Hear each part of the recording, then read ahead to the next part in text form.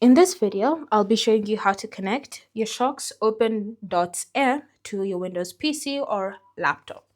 Now, you're going to begin by opening up the Settings app on your computer.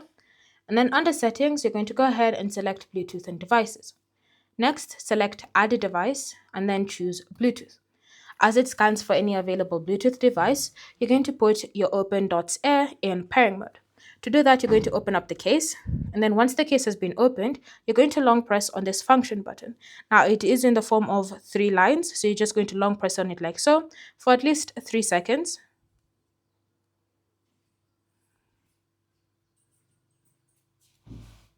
So once they're in pairing mode, like so, your computer should automatically detect them. So go ahead and select your buds, like so.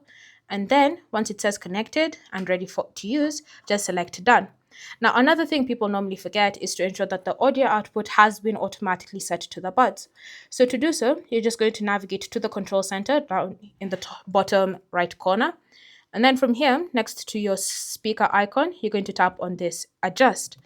Next, under output devices, you do want to ensure that your OpenDots Air have been successfully selected. If they haven't, just go ahead and select them. Once you do that, any audio that is now coming out from your computer should be filtered through the buds.